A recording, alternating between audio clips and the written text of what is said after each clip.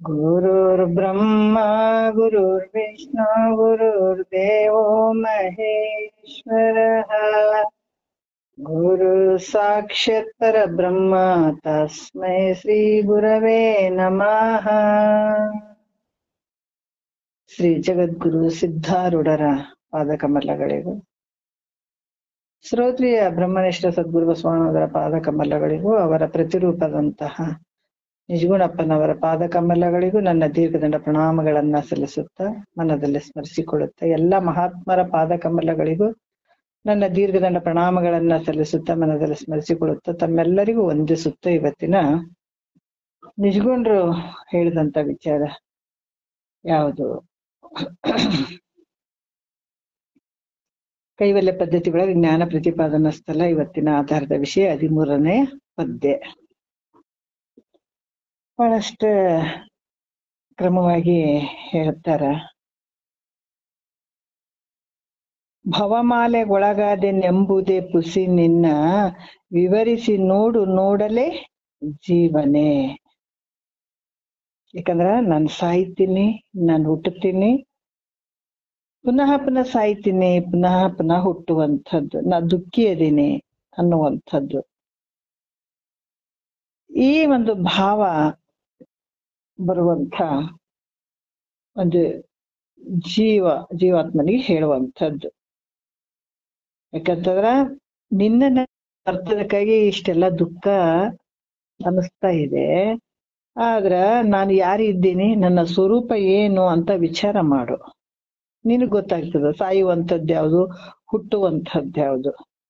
ಅದನ್ನ ವಿಚಾರ ಮಾಡ್ದೇನೆ ನಾನು ಸಾಯ್ತೀನಿ, ನಾನು ಹುಟ್ಟುತ್ತೀನಿ, ನನಗ್ ಕಷ್ಟ ಐತೆ ಅಂತ ಅನ್ನುವಂಥದ್ದು ನಿನಗೆ ಯೋಗ್ಯ ಅಲ್ಲಪ್ಪ. ನೀ ವಿಚಾರ ಮಾಡು.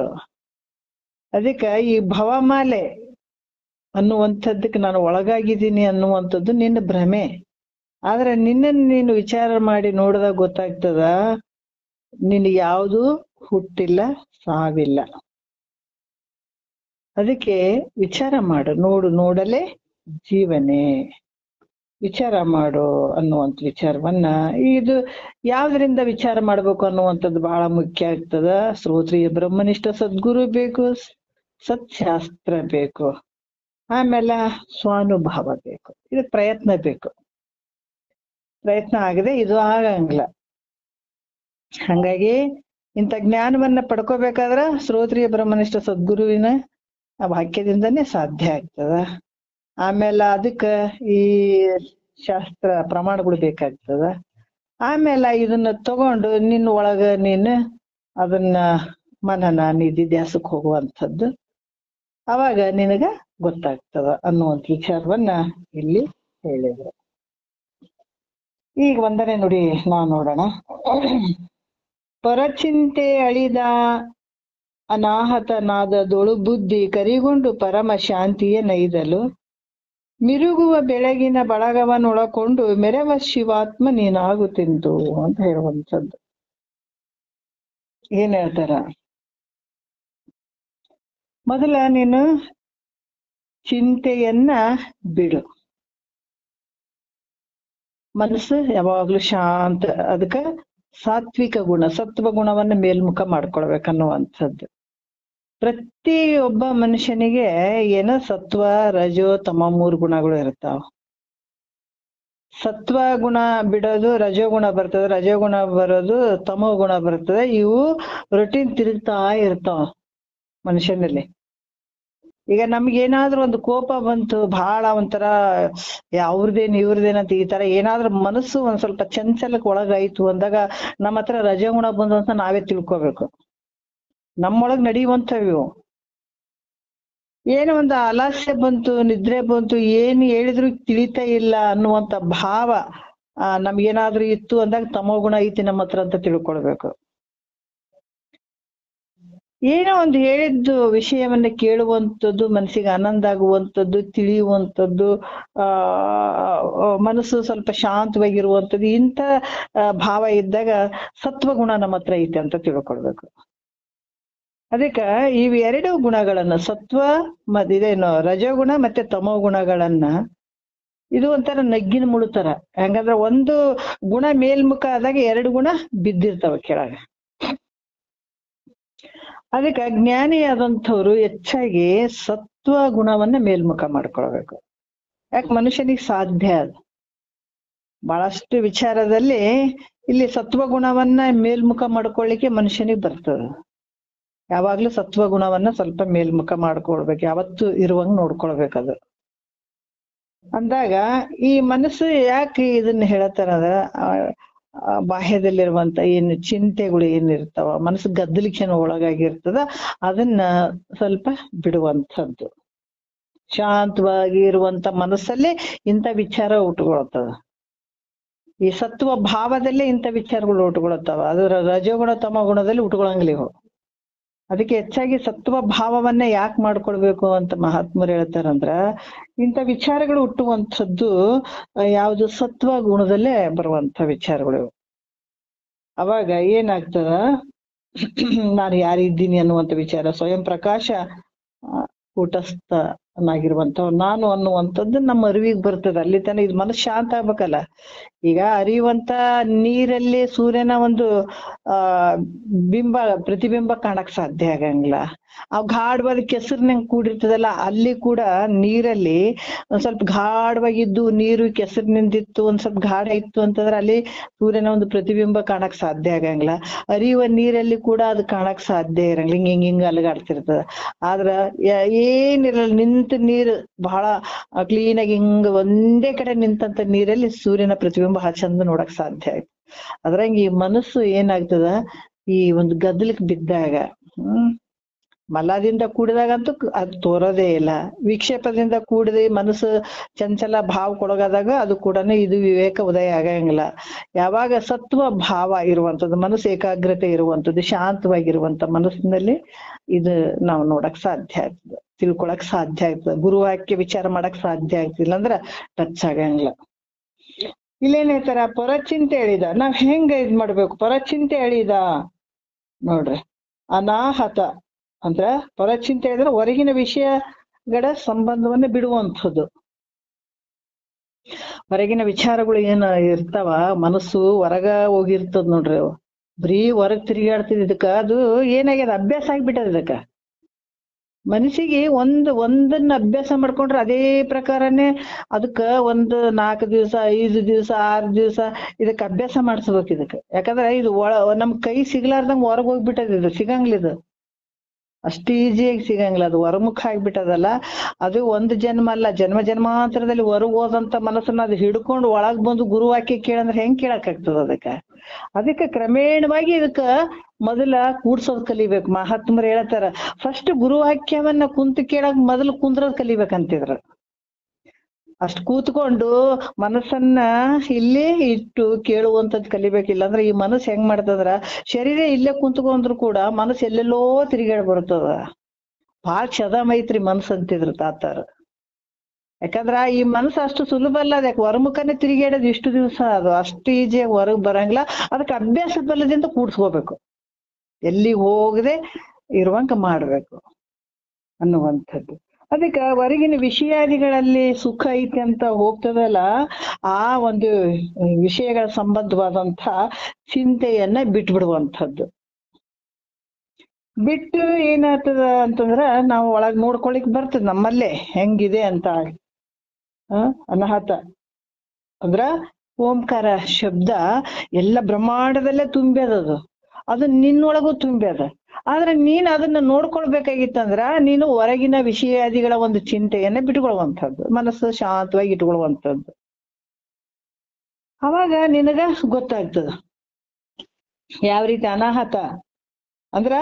ಹತ ಅಂದ್ರೆ ಹಿಂಗ್ ಹೊಡಿಯುವಂಥದ್ದು, ಹಿಂಗ್ ಹೊಡೆದಾಗ ನಾವ್ ಗಂಟಿ ಬಾರಿಸಿದಾಗ ಶಬ್ದ ಬರ್ತದ. ಆದ್ರ ಏನಾದ್ರೂ ಹಿಂಗ್ ನಗಾರಿ ಹಿಂಗ್ ಹೊಡೆದಾಗ ಶಬ್ದ ಬರ್ತಾವ. ಆದ್ರ ನಮ್ಮೊಳಗಡೆ ಇರುವಂತದ್ದು, ಯಾರು ಹೊಡೆದೇ ಇರುವಂತದ್ದು ತಂತಾನೇ ನುಡಿತಾ ಇರ್ತದ. ಅದಕ್ಕ ಓಂಕಾರ ನಾದ ಎಲ್ಲಾ ಕಡೆ ತುಂಬಿರುವಂತದ್ದು ಯಾವುದು ಅಂತಂದ್ರ ಓಂಕಾರ. ಅದು ನಿನ್ನಲ್ಲಿನೂ ಕೂಡ ನೀನ್ ನೋಡ್ಕೊಳಕ್ ಸಾಧ್ಯ ಅದ. ಇಲ್ಲಿ ಏನ್ ಹೇಳ್ತಾರ ಅಂದ್ರ, ಈ ಅವಿಚಾರದಿಂದ ಇದು ಬಂದಾಗ್ಯದಲ್ಲ, ಅವಿಚಾರದಿಂದ ಬಂದಂಥದ್ದನ್ನ ಯಾವ್ದ್ರಿಂದ ನಿವೃತ್ತಿ ಮಾಡ್ಕೊಳ್ಬೇಕಂದ್ರೆ ವಿಚಾರದಿಂದ. ಇದು ಅವಿಚಾರದಿಂದ ಬಂದಂತ ಈ ಭ್ರಮೆ, ಅವಿಚಾರದಿಂದ ಬಂದಂತ ಈ ಒಂದು ದುಃಖ, ಅವಿಚಾರದಿಂದ ಬಂದಂತ ಈ ಬಂಧ, ವಿಚಾರದಿಂದನೇ ನಿವೃತ್ತಿ ಮಾಡ್ಕೊಳಿಕ್ ಸಾಧ್ಯ ಅದ, ಬೇರೆ ಯಾವುದ್ರಿಂದ ಇಲ್ಲ. ಯಾಕಂದ್ರೆ ಹಗ್ಗದ ಜ್ಞಾನದಿಂದನೇ ಏನದಲ್ಲಿ ಹಗ್ಗದ ಅಜ್ಞಾನ, ಹಗ್ಗದಲ್ಲಿ ಹಾವಿನ ಭ್ರಾಂತಿ ಆಗ್ಯದ. ಹಗ್ಗದಲ್ಲಿ ಏನಾಗ್ಯದ? ಹಾವಿನ ಭ್ರಾಂತಿ ಆಗ್ಯದ. ಅದ್ರ ಆ ಭ್ರಾಂತಿ ಹೋಗ್ಬೇಕಾಗಿತ್ತು ಅಂತಂದ್ರೆ ನಮ್ಗೆ ಹಗ್ಗದ ಜ್ಞಾನ ಆಗ್ಬೇಕು. ಅಂದಾಗ ಮಾತ್ರ ಹಾವಿನ ಭ್ರಾಂತಿ ನಿವೃತ್ತಿ ಆಗ್ತದ. ಅಲ್ಲಿ ತನ ಆಗಂಗಿಲ್ಲ.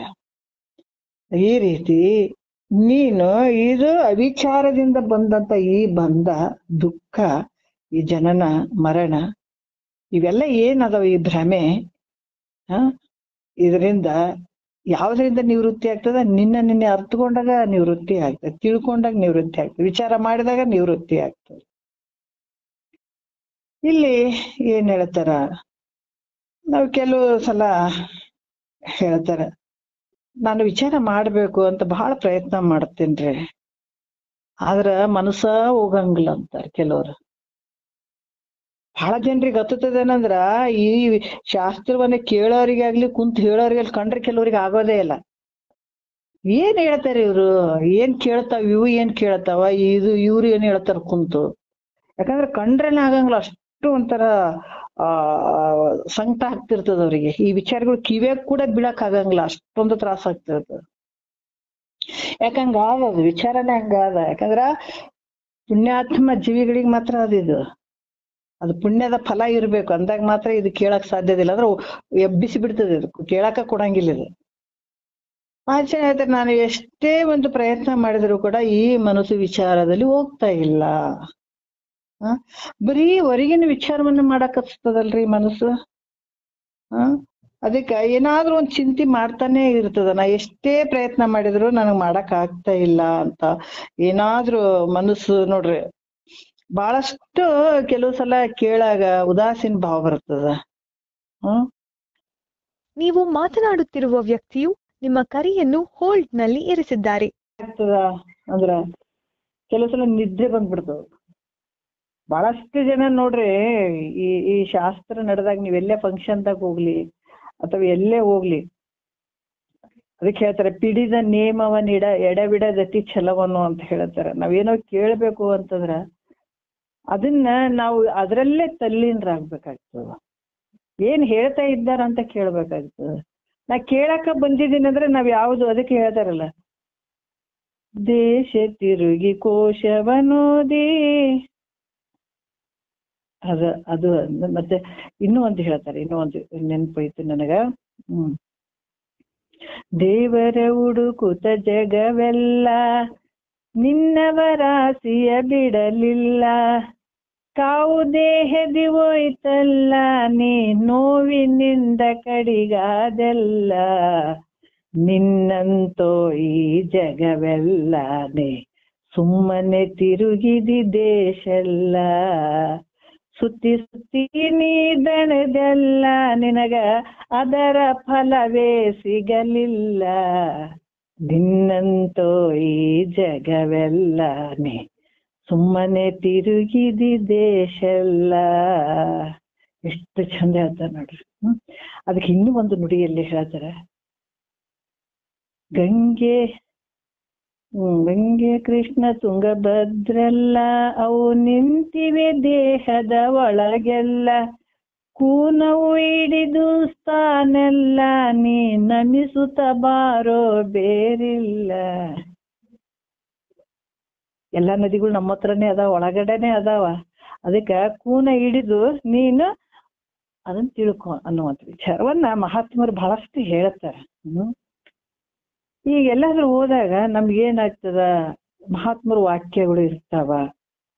ಆಮೇಲೆ ಶಾಸ್ತ್ರ ಅಂದ್ರೆ ಬಹಳ ಉದಾಸೀನ ಭಾವ ಬರ್ತದೆ, ಕೇಳುವಂಥದ್ದು, ನಿದ್ರೆ ಬರುವಂಥದ್ದು, ಅಷ್ಟು ನಿದ್ರೆ ಬಂದು ಅದು ಕೇಳಾರ್ದಾಗ ಮಾಡುವಂಥದ್ದು, ಇದು ಒಂದು ಮಾಯೆ. ಈ ತರ ಭಾವವೆಲ್ಲ ಬಂದಿರ್ತಾವ. ಅದಕ್ಕೆ ನಾನು ಏನ್ ಮಾಡ್ಲಿ, ಕೇಳಕ್ಕ ಮನಸ್ಸಾಗಂಗಿಲ್ಲ, ಕೂತ್ಕೊಂಡ್ರೆ ನಿದ್ದೆ ಬರ್ತದ ಕೇಳಬೇಕಾದಾಗ. ಅನ್ನುವಂಥ ಏನ್ ಮಾಡ್ಲಿ ನನ್ನಿಂದ ಸಾಧ್ಯ ಇಲ್ಲ ಅಂತ ಏನಾದ್ರೂ ಹಂಗ ಅನ್ಕೊಂಡ್ರೆ ಅದಕ್ಕೆ ಉತ್ತರ ಹೇಳ್ತಾರ ಅವ್ರು ಬೈ ಚಾನ್ಸ್. ಆ ಥರನ ಆಗ್ತಾವಲ್ಲ, ಬಹಳಷ್ಟು ಆಗ್ತಾವ, ಇಲ್ಲ ಅಂತಿಲ್ಲ. ಕೇಳ್ಬೇಕಂತ ಕುಂದರಿಗೆ ಆ ತರ ಮನಸ್ಥಿತಿ ಕೇಳ್ಬೇಕನ್ನುವಂತ ಭಾವನೆ ಒಂದೊಂದ್ ತರ ಉದಾಸೀನ ಭಾವ ಬರೋದು ಬಂದಂಗ ಆಗೋದು, ಅಥವಾ ಮಹಾತ್ಮ ಹೇಳಕತ್ರ ನಿದ್ದೆ ಬಂದಂಗ ಆಗೋದು, ಇವೆಲ್ಲ ಭಾಳ ಆಗ್ತಾವ. ಇಲ್ಲಿ ಇದಕ್ಕೂ ಬಹಳಷ್ಟು ವಿಘ್ನಗಳು ಬರ್ತಾವ, ಪ್ರತಿಬಂಧಕ ಬಂದಂಗ ಬರ್ತಾವ. ಅಷ್ಟು ಈಸಿಯಾಗಿ ಜೇನುತುಪ್ಪವನ್ನು ತಗೊಳಕ್ ಆಗಲ್ಲ, ಹುಳುಗಳು ಇರ್ತಾವ ಬಹಳಷ್ಟು. ಅವನ್ನೆಲ್ಲ ಬಿಡಿಸಿ ಮಾಡಿ ಭಾಳ ಎಚ್ಚರಿಕೆಯನ್ನು ತಗೊಳ್ಬೇಕಾಗ್ತಲ್ಲ. ಇದು ಹಂಗೇನೆ, ನಿನಗೆ ಅಷ್ಟು ಆನಂದ ಸ್ಥಿತಿಗೆ ಹೋಗಕ್ಕಿದೆ. ಅಷ್ಟು ಜ್ಞಾನ ಅಂದ್ರೆ ಏನು ಸುಮ್ಮನೆ ಅಂತ ತಿಳ್ಕೊಂಡ್ರೆ ಇನ್ನೊಂದ್ಸರ್ ಮಹಾತ್ಮರು. ಇದಕ್ಕೂ ಬಹಳಷ್ಟು ಅದಾವ. ಅದಕ್ಕೆ ಈ ತರ ಅನ್ಸಿದ್ರ ನಂಗ ಹಿಂಗಾಗತ್ರಿ ಗುರುಗಳೇ, ಹೆಂಗ್ ಮಾಡೋದು ಅಂತ ಕೇಳಿದ್ರ, ಮನಸ್ಸು ಎರಡು ರೀತಿಯಿಂದ ಚಂಚಲ ಐತಪ್ಪ. ಯಾಕಂತಂದ್ರ ಎರಡು ರೀತಿಯಿಂದ ಚಂಚಲ ಅದ. ಹೆಂಗೈತಿ ಅಂತಂದ್ರ, ಒಂದು ಕಾಮ ಕ್ರೋಧಾದಿ ಅಂದ್ರ ಕಾಮ ಕ್ರೋಧ ಮದ ಮೋಹ ಮಾತ್ಸರ, ಈ ರೀತಿಯಿಂದ ಈ ಮನಸ್ಸು ಚಂಚಲ ಆಗಿರ್ತದ. ಇವೆಲ್ಲ ತುಂಬ್ಕೊಂಡಾಗ ಏನಾಗಿರ್ತದೆ, ಎಲ್ಲರ ಪ್ರತಿಯೊಬ್ಬರು ಮನಸ್ಸುಗಳು ಇವೆಲ್ಲ ಮನಸ್ಸಿನ ಮಕ್ಕಳು ಅಂತ ಹೇಳ್ತಾರೆ. ಈ ಒಂದೊಂದು ಒಂದು ಕಾಮ ಕ್ರೋಧ, ಕಾಮ ಫಸ್ಟಿಗೆ ಇಟ್ಟಿದ್ದಾರೆ. ಯಾಕಂದ್ರೆ ಅಪೇಕ್ಷೆ ಪಡುವಂಥದ್ದು. ಕಾಮ ಅಂದ್ರೇನ ವಸ್ತು ವಿಷಯಗಳಿಗೆ ಅಪೇಕ್ಷೆ ಪಡುವಂಥದ್ದು, ಇವೆಲ್ಲ ಅಪೇಕ್ಷೆ ಪಡುವಂಥದ್ದು. ಅದು ಸಿಗದೆ ಇದ್ದಾಗ ಕ್ರೋಧ ಶುರುವಾಗ್ತದೆ, ಅದರಿಂದನೇ ಎಲ್ಲ ಬರುವಂಥದ್ದು. ಅದಕ್ಕೆ ಇಲ್ಲಿ ಕಾಮ ಕ್ರೋಧಾದಿಗಳಿಂದ ಒಂದು ವಿಧ ಹೆಂಗಂದ್ರ ಚಂಚಲ ಆಗುವಂಥದ್ದು, ಮತ್ತೊಂದು ಮನಸ್ಸಿನ ಮೂಲಕ ಚಂಚಲವಾಗುವಂಥದ್ದು, ಮನೋರಾಜ್ಯದ ಮೂಲಕ ಚಂಚಲ ಆಗುವಂಥದ್ದು. ಇಲ್ಲಿ ಯಾವ ರೀತಿ ಅಂದ್ರೆ, ಚಂಚಲವಾದಂತ ಒಂದು ಜಲದಲ್ಲಿ ನೀರ್ ಹರಿತಾ ಇರ್ತಾವ, ಅದರಲ್ಲಿ ಪ್ರತಿಬಿಂಬ ತೋರಕ್ಕಾಗಲ್ಲ. ಆಗ್ಲೇ ಹೇಳ್ದಂಗ ನಮ್ಮ ಮುಖಾರ ಆಗಿರ್ಬೋದು, ಚಂದ್ರನ ಪ್ರತಿಬಿಂಬ ಆಗಿರ್ಬೋದು, ಯಾವುದು ಅಲ್ಲಿ ಕರೆಕ್ಟಾಗಿ ನೋಡಕ್ಕಾಗಂಗಿಲ್ಲ. ಅದೇ ರೀತಿ ಚಂಚಲವಾದಂತ ಮನಸ್ಸಿನಲ್ಲಿ ವಿಚಾರ ಹುಟ್ಟಕ್ ಸಾಧ್ಯ ಇಲ್ಲ. ಅದಕ್ಕ ಮಹಾತ್ಮರು ಈ ಮನಸ್ಸಿಗೆ ಬಹಳ ಚಂದ ಹೇಳ್ತಾರೆ. ಇದಕ್ಕೆ ಮೊದಲ ನಾವ್ ಏಕಾಗ್ರತೆ ಮಾಡ್ಕೊಳ್ಬೇಕಾಗ್ತದೆ ಮನಸ್ಸನ್ನ. ಈ ಚಂಚಲ ಭಾವ ಇತ್ತು, ಚಂಚಲವಾದಂತ ಈ ಮನಸ್ಥಿತಿ ಇತ್ತು ಅಂತಂದಾಗ ಇಂಥ ಒಳ್ಳೆ ವಿಚಾರಗಳು ಅಲ್ಲಿ ಉಟ್ಕೊಳಕ್ ಸಾಧ್ಯ ಆಗಂಗಿಲ್ಲ. ಅದರಿಂದ ಇದಕ್ಕೇನ್ ಮಾಡ್ಬೇಕು ಅಂದ್ರ, ಇದರಿಂದ ಚಂಚಲ ಆಗಿತ್ತು ಅಂದ್ರೆ, ಚಂಚಲ ಈ ಕಾಮಾದಿಗಳಿಂದ ಮನಸ್ಸು ಬಹಳಷ್ಟು ಚಂಚಲ ಆಗಿತ್ತು ಅಂತಂದ್ರ ಏನ್ ಮಾಡ್ಬೇಕು ಅಂದ್ರ, ಈ ಧ್ಯಾನದಿಂದ ನಿವೃತ್ತಿ ಮಾಡ್ಕೊಳ್ಬೇಕಾಗ್ತದೆ. ಧ್ಯಾನದಿಂದ ಈ ಮನಸ್ಸಿನ ಚಂಚಲತೆಯನ್ನ, ಕಾಮಾದಿ ಈ ಕ್ರೋಧಗಳು ಏನಿರ್ತಾವ ಮನಸ್ಸಿನಲ್ಲಿ, ಇವನ್ನ ನಿವೃತ್ತಿ ಮಾಡ್ಕೊಳಕ್ ಬರ್ತದೆ. ಅದರಿಂದ ಧ್ಯಾನದಿಂದ. ಮತ್ತೆ ಈ ಮನೋರಾಜ್ಯದಿಂದ ಇಲ್ಲಿ ಕೂಡ ಚಂಚಲ ಆಗಿತ್ತು ಅಂತಂದ್ರೆ ಏನ್ ಮಾಡ್ತಾರ ಅವರು, ದೇಹದ ಒಳಗಡೆ ಓಂಕಾರ ಐತಿ. ಎಲ್ಲಾ ಕಡೆ ಓಂಕಾರ ಶಬ್ದನೇ ತುಂಬ್ಯದ. ಆದ್ರ ನಮ್ಗೆ ಕೇಳಕ್ ಆಗೋಲ್ದಂದ್ರೆ ನಿನ್ನ ಮನಸ್ಸು ಅಷ್ಟು ಇದು ಇಲ್ಲಲ್ಲ, ಶಾಂತತೆ ಇಲ್ಲ. ಇರ್ಲಿ ಬೈ ಚಾನ್ಸ್ ಶಾಂತತೆ ಇತ್ತು, ಆ ಮನಸ್ಸು ಅಷ್ಟು ಒಂದು ಏಕಾಗ್ರತೆ ಇತ್ತು ಅಂದ್ರೆ ಎಲ್ಲಾ ಕಡೆ ಕೇಳ್ಬೋದು ಆ ಓಂಕಾರ ಶಬ್ದ, ಹಂಗೆ ಕೇಳ್ಬೋದು. ಆದ್ರೆ ಇಲ್ಲ ಅಂತಂದಾಗ ಅದು ಹೆಂಗ್ರಿ ನಮ್ಮ ಒಳಗಡೆ ಅಂತಂದಾಗ, ದೇಹದ ಒಳಗಡೆ ಕೂಡ ಓಂಕಾರ ಶಬ್ದ ಐತೆ. ಅದನ್ನ ಅಭ್ಯಾಸವನ್ನ ಮಾಡಿದ್ರ ಇಲ್ಲಿ ಮನಸ್ಸಿನಲ್ಲಿ ಸ್ವಾಭಾವಿಕವಾಗಿ ಚಂಚಲ ಸ್ವಭಾವ ಏನಿರ್ತದ, ಯಾಕಂದ್ರೆ ಮನೋರಾಜ್ಯದ ಒಂದು ಏನಿರ್ತದ ಆ ಭಾವ ಏನಾಗ್ತದ, ನಷ್ಟ ಆಗ್ತದ. ಯಾಕಂತಂದ್ರೆ ಅದನ್ನ ನಾವು ಕೇಳ್ಬೇಕಂತಂದ್ರ ಏನಾಗ್ತದ, ಇಲ್ಲಿ ಹೇಳ್ತಾರೆ ಒಂದೊಂದು ಶಬ್ದಗಳು ಹೊಡೆದಾಗ, ಈ ಕೈಲಿ ಹಿಂಗ್ ಹೊಡೆದಾಗ ಆ ವಾದ್ಯಗಳ ಒಂದು ಶಬ್ದಗಳನ್ನ ಕೇಳಕ್ ಸಾಧ್ಯ ಆಗ್ತದೆ. ಆದ್ರೆ ಓಂಕಾರ ನಾದ ಯಾರು ಹೊಡೆಯದೆ ಇದ್ರು, ಯಾಕಂದ್ರೆ ಯಾರು ಹೊಡೆಯಂಗಿಲ್ಲ, ತಂತಾನೆ ಆ ಶಬ್ದವನ್ನ ಆ ಶಬ್ದದ ನಾದ ಇರ್ತದೆ. ನಮ್ಮ ಒಳಗೂ ಅದ, ಹೊರಗೂ ಅದ. ಅದನ್ನ ನಾವು ನೋಡ್ಬೇಕಂದ್ರೆ ಈ ಶಂಖ ಇರ್ತದೆ ನೋಡ್ರಿ, ಬೋಧಿನಲ್ಲಿ ಶಂಖ. ಆ ಶಂಖದಲ್ಲಿ ತಗೊಂಡು ಆ ಶಂಖವನ್ನು ತಗೊಂಡು ನಾವು ಕಿವಿಗೆ ಇಟ್ಕೊಳ್ಳಿ, ಆ ಶಬ್ದ ಬರ್ತದೆ, ಅಲ್ಲಿ ಬರ್ತದೆ. ಈ ಗಂಟೆ ಹೊಡಿತಾರಲ್ಲ, ಇವೆಲ್ಲ ಗಂಟೆಗಳು ನಗಾರಿಗಳು ಇವೆಲ್ಲ ಯಾಕೆ ದೇವಸ್ಥಾನಗಳಲ್ಲಿ ಹೊಡಿತಾರ ಮಾಡ್ತಾರ ಅಂದ್ರೆ, ಅದು ಸ್ವಲ್ಪ ವಿಶೇಷವಾಗಿ ಆ ಶಬ್ದ ಓಂಕಾರ ಶಬ್ದನೇ ಬರ್ತದೆ. ಎಲ್ಲ ಇರುವಂತದ್ದೇ ಓಂಕಾರ ಶಬ್ದನೇ ಜಗತ್ತಿನೊಳಗ. ಒಂದು ಪ್ರಾಣಿ ಪಕ್ಷಿಗಳು ಪ್ರತಿಯೊಬ್ರು ಓಂಕಾರ ಶಬ್ದನೇ ಇರುವಂಥದ್ದು. ಅದಕ್ಕೆ ನಾವು ಓಂಕಾರ ಶಬ್ದ ನಾವು ಕೇಳ್ಬೇಕಂದ್ರೆ ಎರಡೂ ಕಿವಿಗಳಲ್ಲಿ ಒಂದೊಂದು ಬೆರಳು ಇಟ್ಕೊಂಡ್ರ, ಎರಡು ಹಿಂಗ್ ಬೆರಳು ಮುಚ್ಚಿ ಕಣ್ಣಿನ ಮೇಲೆ ಹಿಂಗ ಕಿವಿಗೆ ಇಟ್ಕೊಂಡ್ರೆ, ಒಂದು ಬೆರಳು ಇಟ್ಕೊಂಡ್ರೆ, ಎರಡು ಕಿವಿಯಲ್ಲಿ ಇಟ್ಕೊಂಡ್ರೆ ನಮ್ಗ ಒಳಗಡೆ ನಮ್ಮ ಶರೀರದಲ್ಲಿರುವಂತ ಓಂಕಾರ ಶಬ್ದ ಕೇಳಿಸ್ತದೆ. ಎರಡೂ ಕಿವಿಗೆ ಹಿಂಗ್ ಬೆರಳುಗಳನ್ನ ಇಟ್ಕೊಳ್ಬೇಕು. ಇದಕ್ಕ ಏನ್ ಹೇಳ್ತಾರ, ಯಾರು ಒಡಿದೆ ನುಡಿಯುವಂತನ್ನಾದಕ್ಕೆ ಅನಾಹತ ಅಂತ ಹೇಳ್ತಾರ. ಹತ ಅಂದ್ರೆ ಹೊಡಿಯುವಂಥದ್ದು, ಅನಾಹತ ಅಂದ್ರೆ ಒಡಿದೇ ಇರುವಂಥದ್ದು. ಯಾರು ಹೊಡಿಯಂಗಿಲ್ಲ, ತನ್ನ ತಾನೇನೆ ಆ ನಾದವನ್ನ ಕೇಳ್ತಾ ಹೋಗ್ಬಹುದು, ಕೇಳ್ತದೆ. ಓಂಕಾರ ನಾದ ಯಾರು ಹೊಡೆದಿದ್ದಲ್ಲ ಅದು. ಇದೇ ಒಂದು ನಾದನೆ ಹಲವಾರು ರೀತಿಯಿಂದ ವಾದ್ಯಗಳ ರೂಪಾಗಿ ತೋರ್ತು. ಓಂಕಾರ ನಾದನೆ ನಾನಾ ರೀತಿಯಿಂದ ಶಬ್ದಗಳ ರೂಪಾಗಿ ನಮ್ಗ ಕೇಳಿ ಬರ್ತದೆ. ಅದಕ್ಕೆ ಇಲ್ಲಿ ಕೂಡ ಏನಾಗ್ತದೆ, ಈ ರೀತಿಯಿಂದ ಈ ಸಪ್ತ ಸ್ವರ ಅದಂತ ನಾವು ಹೇಳ್ತೀವಲ್ಲ, ಇದೇ ಓಂಕಾರದಿಂದ ಈ ಜಗತ್ತಿನ ಪ್ರತಿ ಒಂದು ಕಾರ್ಯಗಳು ನಡೆದಂಥದ್ದು. ಈಗ ಈ ರೀತಿಯಿಂದಾಗಿ ಇಲ್ಲಿ ವಿಚಾರಗಳನ್ನ ಹೇಳ್ತಾರೆ. ಯಾಕಂದ್ರೆ ಮನೋಸಂಬಂಧಿ ಆದಂಥದ್ದು ಯಾವುದು ಸಂಕಲ್ಪ ವಿಕಲ್ಪ ಇದು ಕೂಡ ಹೊರಟು ಹೋಗ್ತದೆ. ಇದರಿಂದ ಇದು ಅಭ್ಯಾಸ ಮಾಡ್ತಾ ಹೋದಾಗ ಏನಾಗ್ತದ, ಮನೋರಾಜ್ಯ. ಯಾಕಂದ್ರೆ ಮನಸ್ಸನ್ನ ಏಕಾಗ್ರತೆಗೆ ತರ್ಬೇಕ್ರಿ ಅಂದ್ರೆ ಬಹಳ ಚೆನ್ನಾದಾರ. ಇಲ್ರಿ ನಾ ಮನಸ್ಸು ಎಷ್ಟೊಂದು ಸಮಾಧಾನ ಮಾಡ್ಕೋತೀನಿ, ಎಷ್ಟು ಅಂದ್ರೆ ಕೆಲವು ಅದಕ್ಕೆ ನಾವು ಏನಂದ್ರ ಅದಕ್ಕೊಂದು ರೂಢಿ ಹಾಕ್ಬೇಕು, ಅದಕ್ಕೊಂದು ಒಳ್ಳೆ ದಾರಿ ತೋರಿಸ್ಬೇಕು ಮನಸ್ಸಿಗೆ. ನಾವು ಕೆಟ್ಟದ್ದಕ್ಕೆ ಹೋಗಿ ಅದನ್ನೇ ಮಾಡಿದ್ರೆ 1 ದಿವಸ 2 ದಿವಸ 3 ದಿವಸ ಅದೇ ರೂಢಿ ಮಾಡ್ಕೊಂಡ್ಬಿಡ್ತದ ಅದು ನಾವ್ ಇದಕ್ಕೆ ಹಚ್ಚಿಬಿಟ್ರೆ ಇದು 1 ದಿವಸ 2 ದಿವಸ ಒಲ್ಲ ಅಂತದ ಅಂತದ, ಒಳ್ಳೇದಕ್ಕೆ ಒಲ್ಲ ಅಂತದ, ಅದು ಕೆಟ್ಟದಕ್ಕೆ ಬಹಳ ಬೇಗ ಹೋಗ್ತದ ಮನಸ್ಸು. ಎಲ್ಲರ ಮನಸ್ಸು ಅಷ್ಟೇನೆ, ಇವನ್ ಮಹಾತ್ಮರ ಮನಸ್ಸು ಹಂಗಿಲ್ಲ ಅಂತ ಅಲ್ಲ, ಅವ್ರು ರೂಢಿ ಮಾಡ್ಕೊಂಡ್ರ, ಅವ್ರು ಹಿಂಗ್ ಮಾಡ್ಕೊಂಡ್ರಿ ಇದನ್ನ ಹಿಂಗೆ ಇರಂದ್ರು. ಅದು ಹೆಂಗ್ ಮಾಡಿದ್ರ ಅಂದ್ರೆ ಮನಸ್ಸಿನ ಮಾತು ಅವ್ರು ಕೇಳಿಲ್ಲ, ಅವ್ರ ಮಾತು ಮನಸ್ಸು ಕೇಳಂಗ್ ಮಾಡಿದ್ರು ಅವ್ರು. ಅದು ಕೂಡಂದ್ರು ಕೂಂದ್ರು, ನಿಂದ್ರಂದ್ರೆ ನಿಂದ್ರು, ಹೋಗಂದ್ರು ಹೋಗೋದು, ಬಾ ಅಂದ್ರೆ ಬರೋದು. ಅದೇನ್ ಬಯಸಿದ್ದನ್ನ ಅದಕ್ಕೆ ಕೊಡ್ಲಿಲ್ಲ ಅವರು. ಅವ್ರು ಕೊಟ್ಟದ್ದನ್ನ ಅದು ತಿನ್ಬೇಕು ಅಷ್ಟೇನೆ, ಅಷ್ಟೇ ನೋಡ್ಬೇಕದು ಅಷ್ಟೇ. ಆ ರೀತಿ ಮಾಡಿದ್ರ. ಯಾಕಂದ್ರ ಮನಸ್ಸನ್ನ ತಮ್ಮ ಹತೋಟಿ ಒಳಗೆ ಇಟ್ಕೊಂಡ್ರು ಮಹಾತ್ಮರು. ನಾವು ಬಿಟ್ಬಿಟ್ಟಿದೀವಿ, ಅದಕ್ಕೆ ಅದು ಮಾತು ಕೇಳಂಗಿಲ್ಲಲ್ಲ. ನಾವು ಅದಕ್ಕೆ ರೂಢಿ ಹಾಕುವಂಥದ್ದು ಬಹಳ ಮುಖ್ಯವಾಗಿರ್ತದ. ಅದಕ್ಕೆ ಇಲ್ಲಿ ಏನ್ ಹೇಳ್ತಾರ, ಸಂಕಲ್ಪ ವಿಕಲ್ಪ ರೂಪದಂತ ಮನೋರಾಜ್ಯ ಹೊರಟು ಹೋಗ್ತದ. ಆಗ ಮನಸ್ಸು ಏನಾಗ್ತದ, ಏನೊಂದು ಚಿಂತೆಯನ್ನು ಮಾಡಿದ್ರೆ ಶಾಂತವಾಗಿರ್ತದೆ. ಶಾಂತವಾದ ಮನಸ್ಸಿನಲ್ಲಿ ಏನಾಗ್ತದ, ಸಾತ್ವಿಕ ವೃತ್ತಿ, ಇಂಥ ವಿವೇಕ ವಿಚಾರ ಇವೆಲ್ಲ ಆಗ್ತಾವ. ಇಲ್ಲಾಂದ್ರೆ ಆಗೋಂಗಿಲ್ಲ. ಅದಕ್ಕೆ ಅದರಿಂದ ಇವೆಲ್ಲವನ್ನ ಹೊರಗಿನ ಬಾಹ್ಯದ ವಿಷಯಾದಿಗಳನ್ನ ಚಿಂತೆಯನ್ನ ಬಿಟ್ಟು ಇದನ್ನ ನೀನು ರೂಢಿ ಮಾಡ್ಕೊಂಡು ಈ ಮನಸ್ಸನ್ನ ಏಕಾಗ್ರತೆ ಮಾಡ್ಕೊಂಡು ವಿಚಾರ ಮಾಡಿ ಸಾಕ್ಷಿ ಸ್ವಯಂ ಪ್ರಕಾಶಾತ್ಮ ಇಂತ ಶಿವನೇ ನಾನಿದ್ದೀನಿ ಅನ್ನುವಂಥದ್ದನ್ನು ಪದೇ ಪದೇ ಪದೇ ಪದೇ ರೀಕಾಲ್ ಮಾಡ್ಕೊಳ್ಳುವಂಥದ್ದು. ಪದೇ ಪದೇ ಇದರಲ್ಲೇ ಅದಕ್ಕೆ ಹೇಳ್ತಾರಲ್ಲ, ಗುಂಗು ಹತ್ತಬೇಕು. ಎಂತ ಗುಂಗು ಅಂದ್ರೆ ಇದು ಗುಂಗು ಹತ್ತಬೇಕು. ಹುಚ್ಚಿಡಿಬೇಕು ಯಾವ್ದಾದ್ರೆ ಇದ್ರ ಹುಚ್ಚಿಡಿಬೇಕು. ಯಾವ್ದ್ಯಾವ್ದೇ ಹಿಡ್ಕೊಂಡು ಹತ್ಕೊಂತ ಹೋಗುವಂಥದ್ದಲ್ಲ. ಅದಕ್ಕೆ ಮಹಾತ್ಮರು ಹೇಳ್ತಾರ, ಆ ಶಿವನ ಸ್ವಯಂ ಪ್ರಕಾಶನಾಗಿರುವಂತೆ ನೀನು ಇದ್ದೀಯಪ್ಪ, ಆತನಂಗೆ ನೀನು ಇದ್ದಿ. ಅದರಿಂದ ನೀನು ಶಿವನೇ ಇದ್ದಿ, ನೀನ್ ಬೇರೆ ಯಾರು ಅಲ್ಲಪ್ಪ, ನೀನ್ ಶಿವನೇ ಇದ್ದಿ. ಸ್ವಯಂ ಪ್ರಕಾಶ ಪ್ರತ್ಯೇಕಾತ್ಮ ಸ್ವರೂಪನೇ ನೀನಿದಿ, ಪರಮಾತ್ಮನ ಸ್ವರೂಪನೇ ನೀನಿದಿ. 4 ವೇದಗಳು ಇದನ್ನೇ ಹೇಳಕತ್ತೇವ, ನೀನೇ ಪರಮಾತ್ಮ ಅಂತ ಹೇಳಕತ್ತೇವ. ಸ್ವಯಂ ಪ್ರಕಾಶ ರೂಪನೇ ನೀನಿದಿ, ನಿನ್ನೊಳಗ ಜ್ಯೋತಿ ಐತಿ. ಅದು ಆರ್ದೇ ಇರುವಂತ ಜ್ಯೋತಿ ಎಲ್ಲಿ ನೋಡಕ್ ಹೋಗ್ತೀಯೋ, ನಿನ್ನೊಳಗ ಐತಿ ಅದು ಅಂತ ಮಹಾತ್ಮರು ನಮ್ಗ ಈಗ ಹೇಳ್ತಾರ ನೋಡ್ರಿ. ಅದಕ್ಕೆ ಹೇಳ್ತಾರ, ಏನ್ ಹೇಳ್ತಾರ, ಮಿರುಗುವ ಬೆಳಗಿನ ಬಳಗವನ್ನೊಳಕೊಂಡು ಅನ್ನುವಂಥದ್ದು. ಯಾಕಂದ್ರ ಈ ಸೂರ್ಯ ಚಂದ್ರ ನಕ್ಷತ್ರ ಏನ್ ಅಗ್ನಿ ಮಿಂಚು ಇವೆಲ್ಲ ಏನದಾವಂತಂದ್ರ ಈ ಶಿವನನ್ನ ಪ್ರಕಾಶ ಮಾಡಂಗಿಲ್ಲ. ಸೂರ್ಯ ಅದಾರ, ಚಂದ್ರ ಅದಾರ, ಇವೇನ್ ಅದಾವ, ಇವನ್ನ ಸ್ವಯಂ ಪ್ರಕಾಶವಾದಂತ ಶಿವನನ್ನ ಏನ್ ಮಾಡ್ತಾವ, ಪ್ರಕಾಶ ಮಾಡಕ್ ಆಗಂಗಿಲ್ಲ ಇವಕ್ಕ ಅಲ್ಲಿ ಆ ಶಕ್ತಿ ಇಲ್ಲ ಇವಕ್ಕ. ಯಾಕಂದ್ರ ಆತನ ಒಂದು ಶಕ್ತಿಯನ್ನ ಪಡ್ಕೊಂಡು ಇವು ಬೆಳಗಕತ್ತೇವ. ಶಿವನ ಒಂದು ಪ್ರಕಾಶತೆಯನ್ನ ಆ ಶಕ್ತಿಯನ್ನ ಪಡ್ಕೊಂಡೇ ಇವು ಸೂರ್ಯ ಚಂದ್ರ ಅಗ್ನಿ ಇವೆಲ್ಲ ಈ ಜಗತ್ತನ್ನು ಬೆಳಗ್ತಾ ಇದ್ದಾರ.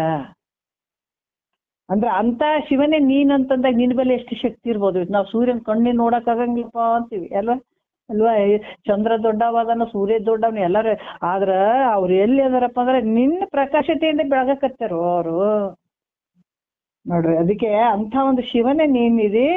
ಅದಕ್ಕಿಂತ ಒಂದು ಈ ಯಾವುದು ಅಂದ್ರ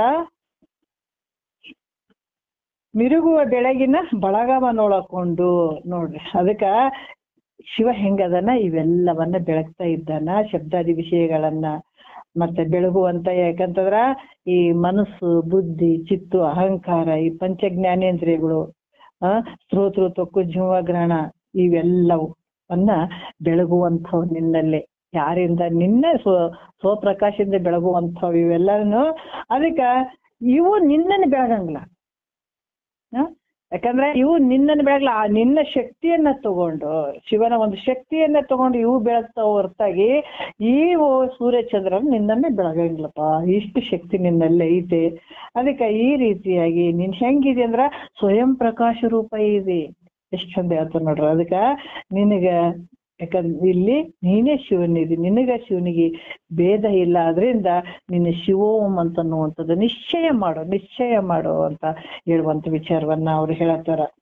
ಮತ್ತ ಇಲ್ಲಿ ಕೂಡ ಹೇಳ್ತಾರ, ಜಗತ್ತಿನೊಳಗ ಏನದಾವ ಪ್ರತಿ ಒಂದು ವಸ್ತುಗಳು ಅದಾವಾದ್ರೂ ಕೂಡ ಅವು ನಿನ್ನ ಬೆಳಕಿನಿಂದನೇ ಅವು ತೋರದಂಗ ಆಗ್ತಾವಪ್ಪ ಅಂತನ್ನುವಂತ ವಿಚಾರವನ್ನ ಕೂಡ ಹೇಳ್ತಾರ. ಈಗ ನಾವು 2ನೇ ನುಡಿಯಲ್ಲಿ ಕೂಡ ಹೇಳ್ತಾರೆ, ನೇತಿಗಳೆದು ಕಾಯ ಕರಣ ಕಾರ್ಯಗಳ ಭೂತ ಕಾರಣ ಪಂಚಕವನ್ನುಳಿದು ನೀತಿ ಭೀತಿಯೇ ಮೀರಿ ನಿಂದು ನೋಡಲು ಪರಂ ಜ್ಯೋತಿ ಸ್ವರೂಪ ನೀನಾಗುತ್ತಿಂತು. ಎಷ್ಟು ಅದ್ಭುತವಾಗಿ ಹೇಳ್ತಾರ. ಆ ಶಿವನೇ ನೀನಿದೀಪ. ಹೆಂಗಂತಂದ್ರ ನೀತಿಗಳೆದು ಕಾಯ ಕರಣ ಕಾರ್ಯಗಳ, ಈ ಕಾಯ ಅಂದ್ರೆ ಶರೀರ, ಕರಣ ಅಂದ್ರೆ ಇಂದ್ರಿಯಗಳು, ಕಾರ್ಯಗಳು ಅದ್ರ ಕಾರ್ಯಗಳು, ಇವೆಲ್ಲ ಸತ್ಯ ಅದಾವೇನಂತಂದ್ರ ಮಿಥ್ಯೆ ಅದಾವ. ಉಪಾಧಿಗಳಿಂದ ತೋರಕತ್ತವ ಹೊರತಾಗಿ ಈ ಶರೀರ ತೋರುವಂಥದ್ದು, ಇದರಲ್ಲಿರುವಂತ ಇಂದ್ರಿಯಗಳಾಗಿರ್ಬೋದು, ಇದ್ರ ಕಾರ್ಯಗಳಾಗಿರ್ಬೋದು, ಇವು ಯಾವ ನಾನಲ್ಲ. ನೇತಿಗಳೇನಂದ್ರೆ ಇವು ನಾನಲ್ಲ, ಬಿಟ್ಟು ಬಿಡುವಂಥದ್ದು, ಇದ್ರ ಕಾರ್ಯಗಳು ಬಿಡುವಂಥದ್ದು. ನೋಡ್ರಿ, ಶರೀರದ ಇಂದ್ರಿಯಗಳಾದಂತ ಕಾರ್ಯಗಳು ಇವೆಲ್ಲ ನಾನಲ್ಲ ಅಂತ ಬಿಟ್ಟು ಬಿಡುವಂಥದ್ದು. ಭೂತ ಕಾರಣ ಪಂಚಕವನ್ನು ಉಳಿದು, ಇವಕ್ಕೆಲ್ಲ ಈ ಶರೀರಕ್ಕೆ ಕಾರಣವಾಗಿರುವಂಥದ್ದು ಪಂಚಭೂತಗಳು, ಇವು ಯಾವ ನಾನಲ್ಲ ಅನ್ನುವಂಥದ್ದು. ಅದಕ್ಕೆ ಜೀವಾತ್ಮ ಪರಮಾತ್ಮರ ಈ ಭೇದ ನೋಡ್ರಿ. ಯಾಕಂದ್ರ ಇವು ಹೆಂಗ್ ತೋರ್ತಾವಂದ್ರ ಮತ್ತೆ ಕಾರ್ಯ ಕಾರಣ ಒಂದು ಉಪಾಧಿಗಳ ಮೂಲಕ ತೋರ್ತಾವ. ಶಿವ ಅನ್ನುವಂಥದ್ದು ಮತ್ತೆ ಜೀವಾತ್ಮ ಅನ್ನುವಂಥದ್ದು ಈ ದೇಹಗಳು ಪಂಚಭೂತಗಳಿಂದ ತೋರುವಂಥದ್ದು. ಇಲ್ಲಿ ಕೂಡ ಈಶ್ವರ ತೋರ್ತಾನಂತಂದ್ರ ಅಲ್ಲಿ ಮಾಯ ಉಪಾದಿಯಿಂದ ತೋರ್ತಾನ, ಇದು ಅಜ್ಞಾನದೇನು ಅವಿದ್ಯೆ ಉಪಾದಿಯಿಂದ ಈತ ತೋರಕತ್ತಾನ. ಆದ್ರೆ ಈ ಉಪಾಧಿಗಳ ಒಂದು ಏನು ಉಪಾಧಿಯನ್ನ ತೆಗೆದಾಗ ನೀನ್ ಬೇರೆ ಅಲ್ಲ, ಶಿವ ಬೇರೆ ಅಲ್ಲ. ಉಪಾಧಿಯಿಂದ, ಯಾಕಂತಂದ್ರೆ ಈತ ಏನಾಗ್ತಾನೆ, ಉಪಾಧಿಯಿಂದ ಜೀವಾತ್ಮ ಏನಂತಾನೆ, ನಾ ಸಣ್ಣ ಅನ್ನೋದೀನಿ, ನಾ ಸಾಯ್ತೀನಿ, ನಾ ಊಟತೀನಿ, ನನಗೆ ಕಷ್ಟ ಐತೆ, ನನ್ನ ಸಂಸಾರ ಐತೆ ಅಂತೆಲ್ಲವನ್ನ ಗುತ್ತಿಗಿಟ್ಕೊಂಡ್ ಕುಂತ ಈತ ಹೇಳ್ತಾ ಇದ್ದಾನೆ. ಯಾವ್ದ್ರಿ ಅಂತಂದ್ರ ಅಜ್ಞಾನದ ಒಂದು ಅವಿದ್ಯೆ ಉಪಾಧಿಯಿಂದ, ಅವಿದ್ಯೆಯಲ್ಲಿ ಪ್ರತಿಬಿಂಬಿಸಿದಾಗ ಏನಾಗ್ತದೆ, ನಾನ್ ಜೀವಾತ್ಮ ಅನ್ನುವಂತ ಭಾವಕ್ಕೆ ಒಳಗಾಗಿಬಿಡ್ತಾನೆ, ನಾ ಸಣ್ಣ ಅವಧಿನಿ ಅಂತ ಒಳಗಾಗಿಬಿಡ್ತಾನೆ. ಈ ಮಾಯೆಯಲ್ಲಿ ಪ್ರತಿಬಿಂಬಿಸಿ ಈಶ್ವರ ಅಂತ ಅನ್ಸ್ಕೊತಾನೆ, ಮಹೇಶ್ವರ ಅಂತ ಅನ್ನಿಸ್ಕೊಳ್ತಾನೆ. ಅಲ್ಲಿ ಮಾಯೆ ಮಿಕ್ಸ್ ಇರ್ತದೆ, ಈ ಜಗತ್ತಿನ ಕಾರ್ಯ ನಡೆದಂಗ ಆಗ್ತದೆ. ಅದ್ರ ಮಾಯೆಯನ್ನ ತೆಗಿ, ಇದು ಅವಿದ್ಯೆಯನ್ನ ತೆಗಿ, ನೀನೇ ಆತನೇ ನೀನು. ಉಪಾಧಿಯಿಂದ ತೋರ್ದಂಗ ಆಗಕತ್ತದ ಅಷ್ಟೇ ಹೊರತಾಗಿ. ಯಾಕಂತಂದ್ರ ಇಲ್ಲಿ ಕಾರ್ಯದ ಒಂದು ಉಪಾಧಿಯಿಂದ ಪಂಚಭೂತಗಳ ಒಂದು ಉಪಾಧಿಯಿಂದ ಈಶ್ವರ ದೊಡ್ಡವದಾನ ಅನ್ನುವಂಥದ್ದು ಭಾವ, ಜೀವಾತ್ಮ ಸಣ್ಣವದಿನ ಅನ್ನುವಂಥದ್ದು ಭಾವ. ಇಲ್ಲಿ ತತ್ವ ಏನು ಇದನ್ನ ತತ್ವಂ ಅಸಿ ಏನದಾವ ಅದ್ರ ವಾಚ್ಯಾರ್ಥ ಭಾಗವನ್ನ ತೆಗೆಯುವಂಥದ್ದು.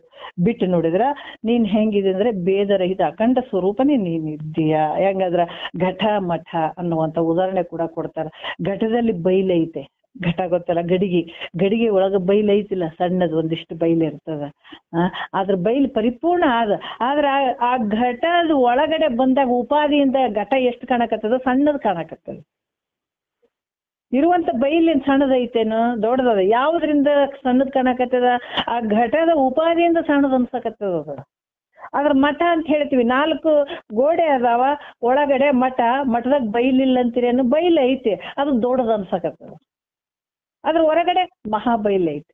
ಆದ್ರ ಘಟ ಅನ್ನುವಂಥದ್ದನ್ನ ಓಡ್ದು ಹಾಕೋದು, ಮಠ ಅನ್ನುವಂಥದ್ದು 4 ಗೋಡೆಗಳನ್ನ ತೆಗೆದಾಗ ಘಟಾಕಾಶ ಮಠಾಕಾಶ ಒಂದೇ ಇರುವಂಥದ್ದು ಒಂದೇ ಐತಲ್ಲ. ಒಳಗಡೆ ಆ ಬೈಲು ಒಂದೇ, ಈ ಬೈಲು ಒಂದೇ. ಉಪಾಧಿ ದೃಷ್ಟಿಯಿಂದ ಘಟಾಕಾಶ ಐತೆ, ಮಠಾಕಾಶ ಐತೆ.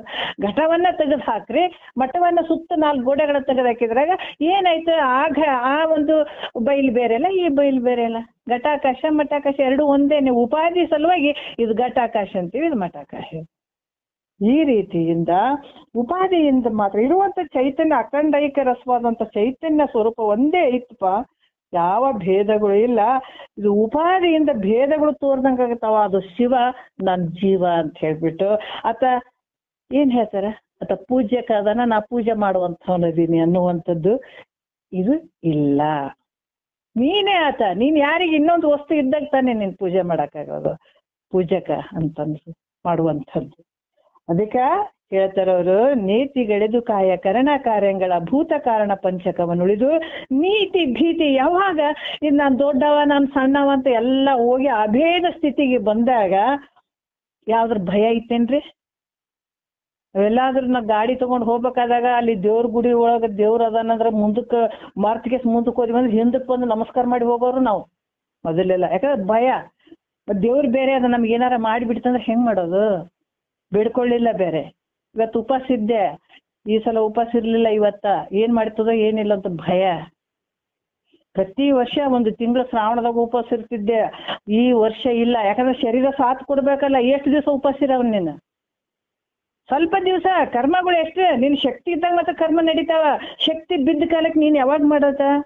ನಾವ್ ಹೇಳ್ತೀವತ್ತ, ಇಲ್ರಿ ಯಾವ್ದೋ ಒಂದ್ ಹಬ್ಬ ಬಂದಿರ್ತದ, ನಾವ್ ರೂಢಿ ಹಾಕೊಂಡಿರ್ತೀವಿ. ಹಾಕ್ಬಾರ್ದು ಅಂತಲ್ಲ, ಕರ್ಮದಲ್ಲಿರುವಂಥದ್ದು ಹೇಳೋದು.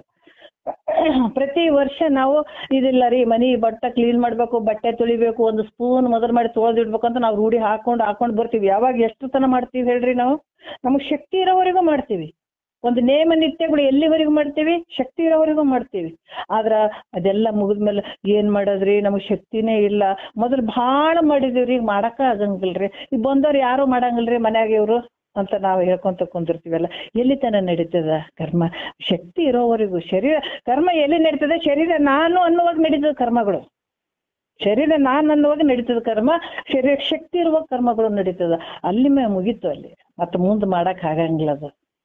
ಅದಕ್ಕೆ ಇಲ್ಲಿ ಹೇಳ್ತ ಎಷ್ಟು ಚಂದ ಹೇಳ್ತಾರೆ ನೋಡ್ರಿ, ಜ್ಞಾನದಲ್ಲಿ ಎಷ್ಟು ಶಕ್ತಿ ಐತಿ ನೋಡ್ರಿ. ಏನಿಲ್ಲ, ನೀನ್ ಬೇರೆ ಅಲ್ಲ, ದೇವ್ರು ಬೇರೆ ಅಲ್ಲೋ. ಯಾಕಂದ್ರೆ ಅದನ್ನ ಅರಿಯುವಂಥವ್ ನೀನೇ ಇದೆ. ಅದಕ್ಕ ಅದು ಶಿವ ಜೀವ, ನೀವಿಬ್ರು ಬೇರೆ ಅಲ್ಲ. ಶಿವ ಬೇರೆ ಅಲ್ಲ, ಜೀವ ಬೇರೆ ಅಲ್ಲ. ಇದು ಯಾರು ಹೇಳುವಂಥದ್ದು? ವೇದಗಳು ಡಂಗುರ್ ಸಾರ್ತಾ ಇದ್ದಾವ, ಶ್ರುತಿ ಪ್ರಮಾಣಗಳು. ಅದಕ್ಕ ನೀತಿ ಭೀತಿ ಎರಡನ್ನ ಇಲ್ಲಿ ಏನಾಗ್ತದ ಮೀರುವಂಥದ್ದು. ನೀತಿನೂ ಇಲ್ಲ ಮತ್ತೆ ಭೀತಿನೂ ಇಲ್ಲ. ನೇಮ ನಿತ್ಯಗಳನ್ನು ಮಾಡ್ಬೇಕೇನ್ರಿ? ಯಾಕಂದ್ರೆ ಈ ವಿಷಯದಾಗ ನಿಜವಾಗಿ ನಾನು ಒಂದ್ ವಿಚಾರ ಹೇಳಲೇಬೇಕು. ನಮ್ಗೆ ಆದಂಥದ್ದು, ಬಸವಣ್ಣಂದ್ರು ಅಲ್ಲಿ ಶಕ್ತಿನಗರದಲ್ಲಿದ್ದಾಗ ನಮ್ಗ ಕೆಲವು ಸಲ ಈ ಮಾಮೂಲಿ ಇರ್ತೀವಲ್ಲ ನಾವು ಪೂಜೆ ಪುರಸ್ಕಾರ ಮಾಡುವಂಥವ್ರು, ಪ್ರತಿ ದಿವಸ ಮಾಡುವಂಥವ್ರು, ಅಥವಾ ಈ ಶ್ರಾವಣದಾಗ ಆಗ್ಲಿ ಶಿವರಾತ್ರಿಯಾಗಲಿ ಬೆಳಗ್ಗೆಯಿಂದ ಸಂಜೆ ತನ ಈಶ್ವರನಿಗೆ ಪತ್ರಿಗಳು ಏರ್ಸೋದಾಗ್ಲಿ, ಮತ್ತೆ ಭಜನೆ ಮಾಡುವುದಾಗ್ಲಿ, ಬೆಳತನ ಎದ್ದು ಭಜನೆ ಮಾಡಿ ಈ ರೀತಿ ಇದಲ್ಲಿದ್ದಾಗ ನಮಗೆ ಇವ್ರು ಬಸವಾನಂದ್ರ ಸಿಕ್ಕಾಗ ಅವತ್ತು ಶಿವರಾತ್ರಿ ದಿವಸ ಅವ್ರ ಜೊತೆ ಇದ್ವಿ ನಾವು. ಅವತ್ತು ಇದ್ದಾಗ ನಮಗೇನ್ ಅನಿಸ್ತು, ಅವರು ಒಂದು ಯಾವ ರೀತಿಯಿಂದ ಪೂಜೆ ಮಾಡ್ಕೊಂಡಾರಲ್ಲ, ಸುಮ್ಮನೆ ಕೂತ್ಕೊಳ್ಳೋರು, ಆಮೇಲೆ ದೇವ್ರಿಗೆ ಪೂಜೆ ಮಾಡೋರು ಅಲ್ಲ, ಈಶ್ವರಲಿಂಗಕ್ಕೆ ಪೂಜೆ ಮಾಡ್ಲಿಲ್ಲ. ಅವತ್ತು ಹೆಂಗ್ ಸಂಜಿತನ ಹಂಗೆ ಇದ್ರು. ನಾವ್ ಯಾಕ್ರಿ ಹಿಂಗಿರ್ತಾರಲ್ಲ? ಯಾಕಂದ್ರೆ ನಾವಿನ್ನು ಪೂರ್ತಿ ಶಾಸ್ತ್ರ ಕೇಳಿಲ್ಲ, ಯಾಕೆ ಇದು ಕ್ರಮಶಾಸ್ತ್ರ ಕೇಳ್ಬೇಕು ಅನ್ನೋಂಥದ್ಕ. ಯಾಕಂದ್ರೆ ಇವ್ರು ಏನು ಪೂಜೆನೆ ಮಾಡ್ತಾ ಇಲ್ಲ, ತಾವು ಪೂಜೆ ಮಾಡ್ಕೊಳಂಗಿಲ್ಲ, ಇವ್ರಿಗೂ ಇದು ದೇವ್ರಿಗೂ ಪೂಜೆ ಮಾಡ್ಲಿಲ್ಲ. ಮತ್ತೆ ಹಂಗೆ ಅದಾರ, ರಾತ್ರಿ ಬೆಳತರದ ಭಜನೆ ಮಾಡ್ತಾರೆ ಅನ್ನೋದು ಅದನ್ನೂ ಮಾಡ್ಲಿಲ್ಲ ಅವರು. ಆದ್ರೆ ಹೆಂಗಿರ್ಬೋದು ಇವ್ರು ಅಂತ ನಮಗ ಯೋಚನೆ, ಬಹಳ ಯೋಚನೆ. ಮತ್ತೆ ಇವ್ರೇನು ಯಾವ್ದು ಕೊರಳಲ್ಲಿ ರುದ್ರಾಕ್ಷಿ ಹಾಕೊಂಡಿಲ್ಲ, ಆಮೇಲೆ ಪೂಜೆಗಳಂತೂ ಇಲ್ವೇ ಇಲ್ಲ. ಹೆಂಗ್ ಮಾಡ್ತಾರ? ನನಗಂತೂ ತುಂಬಾ ಆಶ್ಚರ್ಯ ಆಗಿತ್ತು. ಅದಕ್ಕ ನಮ್ಗೆ ಯಾವಾಗ ಪರಿಪೂರ್ಣ ಪಕ್ಕ ಗೊತ್ತಾಯ್ತು ಅಂತಂದಾಗ ಈ ಕ್ರಮಶಾಸ್ತ್ರ ಪೂರ್ತಿ ಕೇಳಿದಾಗ ನಮಗ್ ಗೊತ್ತಾಯ್ತು ನೋಡ್ಲ. ಯಾಕಂದ್ರೆ ಮಹಾತ್ಮರಿಗೆ ಇನ್ನೊಂದಿದ್ದಾಗ ಆತ ಪೂಜೆ ಮಾಡ್ಕೊತಾನ, ಇನ್ನೊಂದಿದ್ದಾಗ ಪೂಜೆ ಮಾಡ್ತಾನ. ತಾನದಿಗೆ ಎಲ್ಲಿ ಪೂಜೆ ಮಾಡ್ಕೊತಾನ? ಯಾರಿಗೆ ಪೂಜೆ ಮಾಡ್ತಾನ? ಯಾವೊಂದು ಮಟ್ಟಕ್ಕೆ ನಿಂತು ಬಿಡ್ತಾರ ಮಹಾತ್ಮರು. ಇದು ಯಾಕೆ ಈ ವಿಚಾರ ಬಂತು ಅಂತಂದ್ರೆ, ತಾವೇ ತಾವಾದಾಗ ಇನ್ನೊಂದು ಇಲ್ವೇ ಇಲ್ಲಲ್ಲ ಆ ಸ್ವರೂಪದಲ್ಲಿ. ಅದಕ್ಕೆ ಇಲ್ಲಿ ಹೇಳ್ತಾರ, ನೀತಿ ಭೀತಿಯೇ ಮೀರಿ ಎಲ್ಲ ಮೆಟ್ಲುಗಳನ್ನ ಹತ್ತಿರ್ತಾನತ, ಮೇಲ್ಗಡೆ ನಿಂತ್ಕೊಂಡ್ಬಿಡ್ತಾನ ನೋಡ್ರಿ. ಅಲ್ಲಿ ಏನಿಲ್ಲ, ಕಿಂಕರನಾಗಿ ಕೇಳುವಂತ ಶಂಕರ ಆಗಿಬಿಡ್ತಾನ. ಈ ಶಾಸ್ತ್ರ ಹೆಂಗಿದೆ ಅಂತಂದ್ರ ಮೊದಲು ಬಹಳಷ್ಟು ಶ್ರದ್ಧೆಯಿಂದ ಕೇಳ್ಬೇಕಂತ ಕೇಳ್ತೀವಿ, ಮಾಡ್ತೀವಿ, ಇದ್ರ ಪ್ರಕಾರ ನಡ್ಕೊಳ್ಬೇಕು. ಯಾವಾಗ ಕಿಂಕರತ್ವ ಭಾವ ಇಟ್ಕೊಂಡೇ ಕೇಳ್ಬೇಕು. ಇದನ್ನ ಕೇಳಿ ಇದ್ರ ಫಲ ಏನಂತದ ಶಂಕರನೇ ಆಗಿಬಿಡ್ತಾನೆ. ಅಲ್ಲಿ ಏನೈತಿ ಹೇಳ್ರಿ, ತಾನೇ ಶಂಕರ ಆಗಿಬಿಟ್ಟಾಗ ಇನ್ನೊಂದು ವಸ್ತಿಗೆ ಏನ್ ಮಾಡ್ತಾನತ. ಅದಕ್ಕೆ ಹೇಳ್ತಾರ ಅವರು, ನೀತಿ ಭೀತಿಯ ಮೀರಿ ನಿಂದು ನೋಡಲು ಪರಂ ಜ್ಯೋತಿ ಸ್ವರೂಪ ನೀನು ಆಗಿ. ಆಗುತ್ತಿದ್ದು. ಅಂತ ಒಂದು ಯಾವ್ದು ಭಯ ಇಲ್ಲ. ಎಲ್ಲ ದೇವ್ರ ಅಲ್ಲೈತ್ರಿ ಇಲ್ಲೈತ್ರಿ ಅಂದ್ರ ನೋಡ್ರಿ, ಇವತ್ತು ದೇವತೆಗಳು ಅದಾರ ಅಂದ್ರೆ ಇಲ್ಲ ಅಂತಿಲ್ಲ, ಅವು ಮಾಯ ಶರೀರದಿಂದ ಇರುವಂಥವು. ಅದ್ರ ಒಬ್ಬ ಜ್ಞಾನಿ ಬರುವಿಕೆಗೆ ಕಾಯ್ತಾ ಇದ್ದಾವ. ಹಂಗಾಗಿ ಇಲ್ಲಿ ಕೂಡ ಹೇಳ್ತಾರ, ಆ ಜ್ಞಾನಿ ಹೆಂಗಂದ್ರ ನಡೆದದ್ದೇ ದಾರಿ ಅನ್ನುವಂಗ ಆತ ನೀತಿ ಭೀತಿ ಎರಡನ್ನ ಮೀರಿರ್ತಾನ. ನಿಂದು ನೋಡಲು ನಿಂತುಕೊಂಡು ನೋಡಿದಾಗ ಇಲ್ಲಿ ಏನಾಯ್ತದ, ಸ್ವಯಂ ಪ್ರಕಾಶ ರೂಪನೆ ತಾನಾಗಿ ನೀನಿರ್ತಿ ಅನ್ನುವಂಥ ವಿಚಾರವನ್ನ ಹೇಳತ್ತಾರ ಅವರು. ನೀನಿರ್ವಿ, ಅದರಿಂದ ನೀನು ಭವಮಾಲೆಗೆ ಒಳಗಾದೇನ ಅನ್ನುವಂಥದ್ದು ಖುಷಿ ನೋಡಪ್ಪ. ಸುಳ್ಳು ನೀನು ಹೆಂಗಿದಿ, ಸ್ವಯಂ ಜ್ಯೋತಿ ಸ್ವರೂಪನೇ ನೀನಿದಿ ಅನ್ನುವಂಥ ವಿಚಾರವನ್ನ ಬಹಳ ವಿಶೇಷವಾಗಿ ಅವರು ಹೇಳುತ್ತಾರ. 3ನೇ ನುಡಿಯಲ್ಲಿ ಹೇಳುತ್ತಾರ, ಅನಗನ ದ್ವಯ ನಿತ್ಯ ಮುಕ್ತ ಸತ್ಯಾನಂದ ಜನನಾದಿ ರಹಿತ ಮಾಯಾ ವಿಧೂರ ನೆನಿಪ ತತ್ವ ಮಸಿತಿಯನೇ ವೇದ ವಚನವು ಘನಶಂಭು ಲಿಂಗ ನೀನಾಗುತ್ತಿಂತು ಅನ್ನುವಂಥ ವಿಚಾರವನ್ನ ಹೇಳುತ್ತಾರ. ಯಾಕಂದ್ರ ಅನಗನ ದ್ವಯ ಅಂದ್ರ ಅನಘ ಅಂತಂದ್ರ ಅವಿದ್ಯಾದಿ ತಗೊಳ್ಬೇಕಾಗ್ತದ. ಅನಗಾದ್ರೆ ಪಾಪನೂ ಆಗ್ತದ. ಯಾಕಂದ್ರೆ ಇಲ್ಲಿ ಏನಾಗ್ತದಂದ್ರ ಅವಿದ್ಯಾದಿ ದೋಷ ಇಲ್ಲದೆ ಇರುವಂಥವನು ಅನಘ. ಮತ್ತೆ ಅದ್ವಯ ಅಂದ್ರೆ ಏಕವಾಗಿರುವಂಥವನು, ಯಾವ್ದು ಇಲ್ಲ ಜಗತ್ತಿನ. ದ್ವಯ ಅಂದಾಗ 2, ನಾನ್ ಬೇರೆ ನೀವು. ಅದಕ್ಕೆ ಹೇಳ್ತಾರಲ್ಲ, ಬಹು ಪುಣ್ಯದಿಂದ ಗುರು ದೇವ ತಾನೇ ಬಂದನೋ ಹೆದಿರಬೇಡಿರಂದನೋ ಅಭಯ ನೀಡಿ ಬಿಟ್ಟನೋ. ಬೋಧ ಹೇಳಿ ಕೊಟ್ಟ ಭವರೋಗ ಕಳೆದು ಬಿಟ್ಟ ದ್ವೈತ ತೂರಿ ಬಿಟ್ಟ ಅದ್ವೈತ ತಿಳಿಸಿ ಕೊಟ್ಟ. ಬಹು ಪುಣ್ಯದಿಂದ ಗುರು ದೇವ ತಾನೇ ಬಂದನ ಹೆದಿರಬೇಡಿರಂದನೋ ಅಭಯ ನೀಡಿ ಬಿಟ್ಟನ. ನೋಡ್ರಿ, ಯಾವಾಗ ಭಯ ಇರ್ತದ, ಅದು ಬೇರೆ ಇದು ಬೇರೆ ಅಂದಾಗ, ನಾನ್ ಬೇರೆ ನೀನ್ ಬೇರೆ ಅಂದಾಗ, ದೇವ್ರು ಬೇರೆ ನಾನ್ ಬೇರೆ ಅಂದಾಗ ಭಯ ಇರ್ತದ. ನಾನೇ ಆತ ನಾನು ಅಂದಾಗ ಭಯ ಎಲ್ಲಿ ಇರ್ತದ, ಇರಂಗಿಲ್ಲ. ಹಂಗಾಗಿ ಅನಘ ಅಂದ್ರೆ ಅವಿದ್ಯಾದಿ ದೋಷ ರಹಿತ, ಯಾವ ಅವಿದ್ಯೆಗಳು ಆತನಲ್ಲಿ ಇಲ್ಲ. ದೋಷಗಳು ಅವಿದ್ಯಾದಿ ದೋಷಗಳು ಯಾವುದೂ ಇರಂಗಿಲ್ಲ. ಮತ್ ಹೆಂಗಿದಾನಂತಂದ್ರೆ ಏಕವಾಗಿದಾನ, ಅದ್ವಯ ಅಂತಂದ್ರೆ ಏಕವಾಗಿರುವಂಥವನು. ಮತ್ ಹೆಂಗದಾನ, ನಿತ್ಯ ಮುಕ್ತ. ಮಾಡ್ಬೇಕನ್ನೋದಿಲ್ಲ, ಬಿಡ್ಬೇಕನ್ನೋದಿಲ್ಲ, ಇನ್ನು ಮುಂದೈತಿ ಮಾಡೋದಂತದಲ್ಲ. ಏನನ್ ಮಾಡೋದು ಎಲ್ಲನೂ ಮಾಡಿದಂಗಾಗ್ಯದ ನೋಡ್ರಿ, ಏನ್ ಉಳಿದೇ ಇಲ್ಲ ಮಾಡೋದು. ಅದಕ್ಕೆ ಕೃತಕೃತ್ಯ ಅಂದ್ಬಿಟ್ರು. ಮೈತ್ರೇದೇವಿಗೆ ಯಾಜ್ಞವಲ್ಕರು ಏನ್ ಹೇಳಿದ್ರು ನೋಡ್ರಿ, ನಾವ್ ಕೇಳಕತ್ತೀವಿ, ನಾವು ಬಹಳ ಪುಣ್ಯವಂತರಂತ ನಮ್ಮ ಬೆನ್ನು ನಾವು ಚಪ್ಪರ್ಸ್ಕೊಳ್ಬೇಕು. ಯಾಕಂದ್ರೆ ಬೇರೆ ಅಜ್ಞಾನಿಗಳು ಚಪ್ಪರ್ಸಂಗಿಲ್ಲ. 4 ಮನಿ ಮಠ ಮನಿ ಗಾಡಿಗಳು ರೊಕ್ಕ ಸಂಪತ್ತು ಜಾಸ್ತಿ ಇದ್ಕೊಂಡ್ ಮಾಡಿದಾಗ ಭಾರಿ ಶಾಣೆ ಅಪ್ಪ ಭಾರಿ ಶಾಣೆ ಅಂತೇಳಿ ಬೆನ್ನು ಚಪ್ಪರಿಸ್ತಾರ. ಆದ್ರೆ ಜ್ಞಾನಿಗೆ ಯಾರು ಬೆನ್ನು ಚಪ್ಪರ್ಸಂಗಿಲ್ಲ. ಒಬ್ಬ ತಿಳಿದಂತ ತತ್ವಜ್ಞಾನಿ ಮಾತ್ರ ಒಳ್ಳೆ ಕೆಲಸ ಮಾಡಕತ್ತೀಯೋ ಹುಟ್ಟಿದದಕ್ಕೆ ಸಾರ್ಥಕ ಆಯ್ತು ಅಂತ ಹೇಳ್ತಾರ, ಹೊರತಾಗಿ ಬೇರೆ ಯಾರು ಬೆನ್ನು ಚಪ್ಪರ್ಸಂಗಿಲ್ಲ. ಅದಕ್ಕೆ ನಮ್ಮ ಬೆನ್ನು ನಾವೇ ಚಪ್ಪರ್ಸ್ಕೊಳ್ಬೇಕು. ಯಾಕಂತಂದ್ರ ಯಾಜ್ಞವಲ್ಕರು ಮೈತ್ರೇದೇವಿಗೆ ಅದನ್ನ ಹೇಳುವಂಥದ್ದು. ಏನ್ ಹೇಳ್ತಾರ, ಸ್ಮೃತಿ ಮಾತ್ರದಿಂದ ಸಂಸ್ಕೃತಿ ಬಂದ ಬಳಿದು ಸನ್ನುತ ನಿಜ ಸುಖದವಳ ಆ ನಿರುತಿರ್ಪ ಇತಕ್ಕಿದೆ ಮತ ಅನ್ಯವಿಲ್ಲೆಂದೆನಿಪ ಸದ್ಗತಿಯನ್ನೇ ಪೇಳೆನಗೆ ಅಮರಾತ್ಮ ಅಂತ ಕೇಳ್ತಾಳಕಿ. ಕೇಳಿದಾಗ ಅವಾಗ ಹೇಳ್ತಾರ, ಅಬ್ಬಬ್ಬಬ್ಬ ಏನ್ ಮೈತ್ರ, ಜಗತ್ತಿನೊಳಗ ನಿನ್ನಂತರ ಯಾರಾದ್ರೆ ಹೇಳ, ಮತಿಯುಂಟೆ ಜಡರಿಗೆ ಅದ್ವೈತವನ್ನು ಅರಿಯಲಿಕ್ಕೆ ಸತಿನೇನೆ ಸುಕೃತಿ ಪೇಳದನ್ನ ಕೇಳಂತ ಹೇಳ್ಯಾರ. ಬರೀ ಕೇಳಕ್ಕೆ ನನಗೆ ಇದನ್ನ ಹೇಳಂತ ಕೇಳಿದ್ರೇನೆ ಎಷ್ಟು ಪುಣ್ಯಾತ್ಮರು ನೀನು ಅಂತ ಹೇಳಿದಾರ ಅವ್ರು. ಅಂದ್ರೆ ನಾವು ಕೇಳಕ್ ಶುರು ಮಾಡಿವಿ ಅಂದ್ರೆ ನಾವೆಷ್ಟು ಧನ್ಯರು ಅಂತ. ಇನ್ನು ಕೇಳೇ ಇಲ್ಲಾಕಿ, ಕೇಳ್ರಿ ಅಂತ ಹೇಳಿದಾಳ ಕೂತ್ಕೊಂಡು. ಅದಕ್ಕ ಸುದತಿ ಕೇಳಿ ಈ ವಿಶ್ವದೊಳಗೆ ನಿನ್ನಂತೆ ಪದಪಿಂದೆ ಕೇಳಿದವರು ಯಾರು ಅಂತ ಹೇಳ್ತಾರ ಅವ್ರು. ಅಯ್ಯೋ ನೋಡು, ನಿನ್ನಂಗ ಕ್ರಮವಾಗಿ ಕೇಳ್ತೀನಂತ ಈ ವಿಶ್ವದಾಗ ಅಂತ ಹೇಳ್ಯಾರ ಅವ್ರು. ಬರೇ ಒಂದು ಊರ್ ಅಂದಿಲ್ಲ, ಒಂದು ಡಿಸ್ಟಿಕ್ ಅಂದಿಲ್ಲ, ಒಂದು ರಾಜ್ಯ ಅಂದಿಲ್ಲ, ಅವ್ರು ವಿಶ್ವದೊಳಗೆ ಅಂತ ಹೇಳಿದಾರ. ಅಂದಾಗ ಎಷ್ಟಿರ್ಬೋದ್ರಿ ಇದ್ರ ತಾಕತ್. ಸುದತಿ ಕೇಳಿ ವಿಶ್ವದೊಳಗೆ ನಿನ್ನಂತೆ ಪದಪಿಂದೆ ಕೇಳಿದವರು ಯಾರುಂಟು ಸದಮಳ ಆನಂದಾತ್ಮ ಪದಮುಕ್ತಿ ಪುಣ್ಯವಿಲ್ಲದವರಿಗೆ ಅದೇಂತ ಪೇಳ್ ತೋರ್ಕೊಳ್ಳೋದು. ಸದಮಳ ಆನಂದಾತ್ಮ ಪದಮುಕ್ತಿ ನೋಡ್ರಿ, ಪುಣ್ಯವಿಲ್ಲದವರಿಗೆ ಇಂಥದ್ದು ಕೇಳಕ ಆ ಪುಣ್ಯ ಇಲ್ಲದಂತವರಿಗೆ ಹೆಂಗೆ ಇದು ದೊರೀತದೆ ಹೇಳ? ಅವ್ರಿಗೆ ಹೆಂಗೆ ಹೇಳಕ್ ಸಾಧ್ಯ ಆಗ್ತದ? ಅವ್ರು ಹೆಂಗ್ ಪಡ್ಕೊಳಕ್ ಸಾಧ್ಯ ಆಗ್ತದ? ಅದರಿಂದ ನೀ ಧನ್ಯ, ಅದರಿಂದ ಕೃತಾರ್ತೆ ನೀನ್, ಅದರಿಂದ ನೀನಿಲ್ಲಿ ಕೃತಕೃತ್ಯ, ಅದರಿಂದ ನಿನಗೆ ಪೇಳುವೆನು ಪದಕ್ಕಿಂತ ಅದ್ವೈತ ವಿಷಯವನ್ನು ಅಂತ ಹೇಳ್ತಾರ ನೋಡ್ರಿ ಅವಾಗ ಅವ್ರು. ಎಂತ ಒಂದು ಅದ್ಭುತ ವಿಚಾರ ಇವು. ಹಂಗಾಗಿ ಇಲ್ಲಿ ಹೇಳ್ತಾರ ನಿತ್ಯ ಮುಕ್ತ.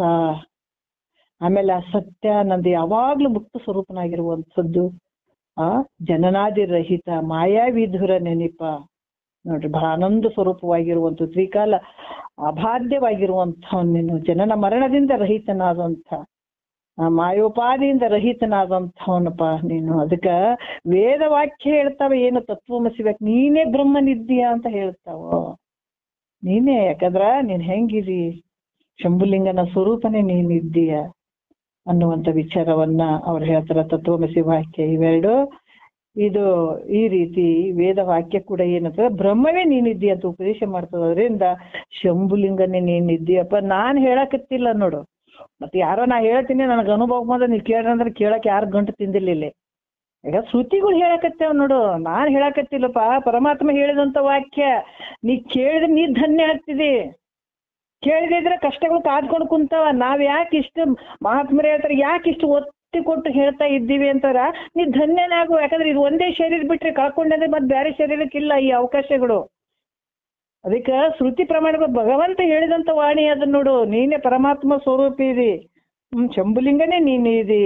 ಹಂಗಾಗಿ ಇದನ್ನ ನೀ ತಿಳ್ಕೊಂಡು, ನಾನು ಜನನ ಮರಣಾದಿ ಸಂಸಾರದಿಂದ ಕೂಡಿದವನು, ಅನೇಕ ಜನ್ಮಗಳಲ್ಲಿ ನಾ ತಿರುಗಿದ್ದೀನಿ, ನನಗೆ ಬಹಳ ದುಃಖ ಐತಿ ಅಂತ ಇದು ನೀನ್ ಹೆಂಗಂದ್ರೆ ಇದನ್ನೆಲ್ಲ ಮರ್ತು ನೀನು ವಿಪರೀತವಾಗಿ ಭಾವನೆಯಿಂದ ಭ್ರಮೆ ಆಗಿದೆ.